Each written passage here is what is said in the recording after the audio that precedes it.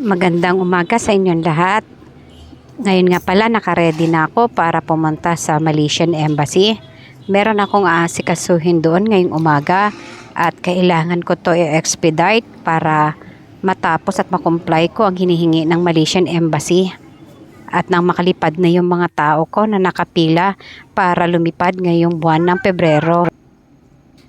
Eto nga, dumating na ang joyride. Magmumotor lang pala ako ngayon papuntang embassy. Kasi ngayong araw na ito, ang sasakyan ko ay coding. Martes kasi ang coding ng sasakyan ko kaya sakripisyo ako. Kailangan magmotor.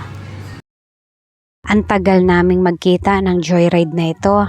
Hinanap ko siya sa harapan ng bahay ko pero wala. Doon siya sa kabilang kanto pa. Napakainit pa naman ng umaga pero okay lang.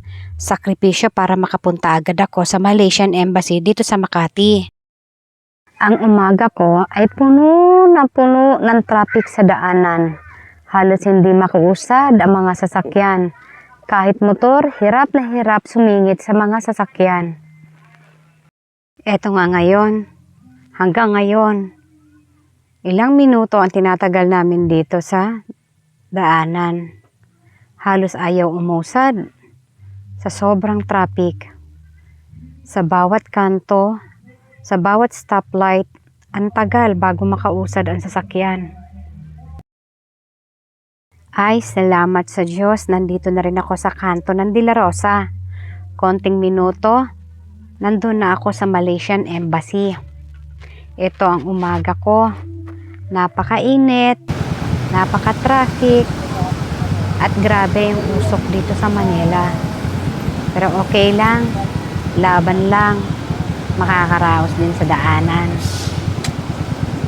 Napaka-importante ng aking sadya ngayon sa Malaysian Embassy. Kaya kahit coding ako ngayon at nagmotor ako, sinadya ako talaga na makarating ngayong araw na ito dahil nagtataka ako kung bakit na-cancel ang kanilang visa through online.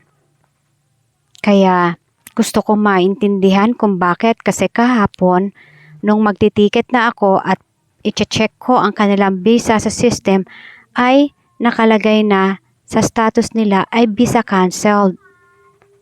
Buti na lang hindi pa ako nakapag-ticket.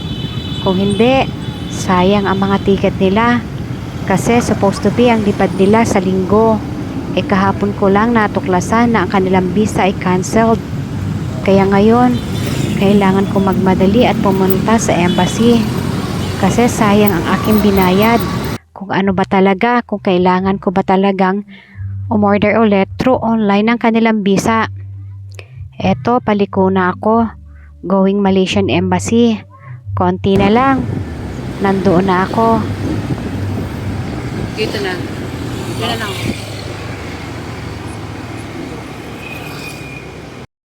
Ito nga pala, sa loob ng Malaysian Embassy, bawal gumamit ng cellphone. Bago ka pumasok sa loob, kailangan mong mag-login. Pangalawa, kailangan mong mag-register through Google Form. Kapag na-comply mo yon, pwede ka na pumasok. Ayan guys, hindi ko na nga pala nakuhanan sa loob. Kasi bawal nga. Tapos na. Nandito na ako sa labas. Actually, sinubmit ko lang sa loob yung mga documents ng mga tao ko. Nasubmit ko na lahat ng kailangan nila. At ngayon lumabas na nga ako. Eto, patawid na ulit ako. Andito ako sa harapan ng Malaysian Embassy. Naghihintay ulit ng joyride pauwi sa aking bahay. Sabi nga pala doon sa loob ng staff, kailangan ko mag-email. Bukod doon sa mga nasubmit kong documents para ma-replyan nila ako through email at malaman ko kung ano rason kung bakit na-cancelled ang visa ng mga tao ko. Eto nga, pauwi na ako. Nakasakay na ulit ako. Mainit ang panahon, pero ayos lang. At least nakarating na ako.